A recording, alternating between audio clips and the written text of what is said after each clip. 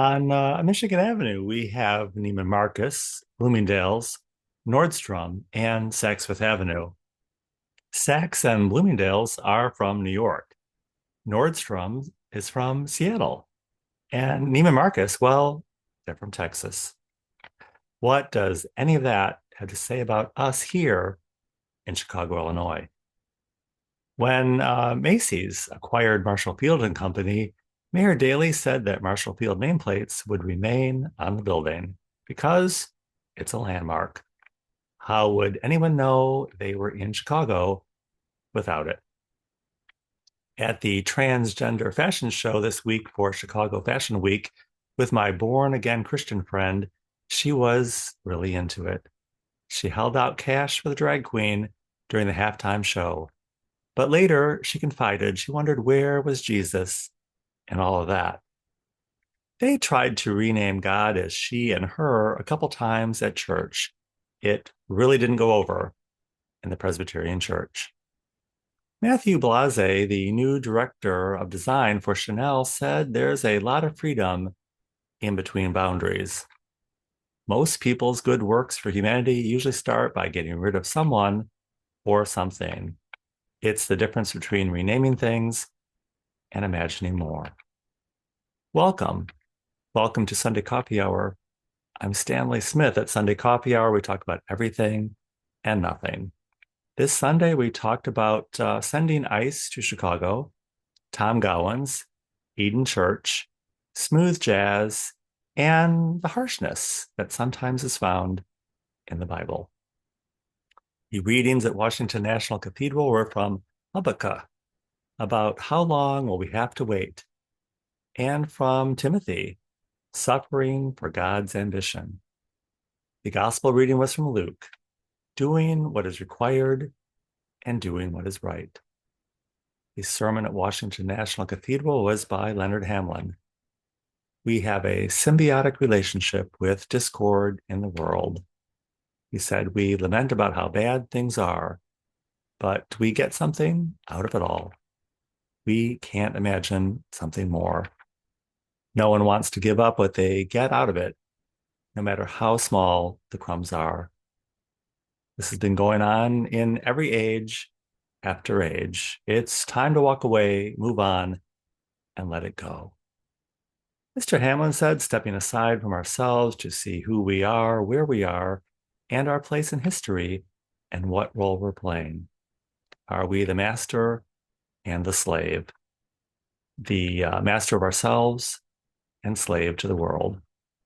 Playing our part, fulfilling our role, doing our job, seeing everything else as the job of someone else. We all do that. And then we complain about it. Complaining is a sign of being stuck. How long will we have to wait? And what are we waiting for? We've all come in from the field.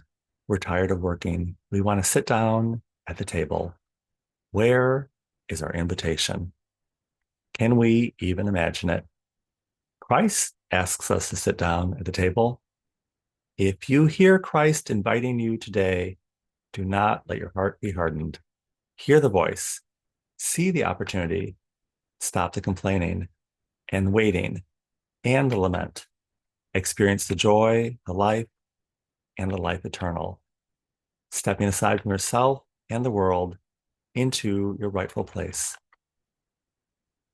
The sermon at St. James Cathedral is by Lisa Hackney James. Lisa preached about writing our history together. Do we ever think about what we're leaving behind to tell the story of who we were? Photos, letters, emails, and texts. Are we making it an easy task for people in the future to piece it all together? Even looking at it ourselves, does any of it provide a clear picture of who we are? Will the notes and fragments allow others to discern what was going on? Knowing St. James and other institutions is like getting to know a person you never met. It can be an invitation to know an institution as more than a physical place, a community beyond the stained glass and stencils of St. James. St. James is celebrating the 150th anniversary of the rebuilding of the cathedral after the Chicago fire. A Church in the City is the book that tells the history of St. James. As the history of St. James is kind of a story of the assembly of retail and business pioneers. Ogden, Newberry, Potter Palmers, and Hubbards.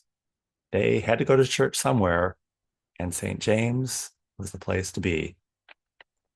We need to work. We all have work to do, and we've been given a special assignment in this life. We all need to do our work. And to those who have been given much, much is expected. St. James has been given much. The cathedral has been an example of excellence for the entire diocese. And because of that, it's deeply implicated in the world and the history around it. We need to do the work that's been given to us. It's our job. Just do it no matter how long we have to wait. Early civil rights leaders approached FDR to organize a march on Washington in the 1930s. FDR told them to wait.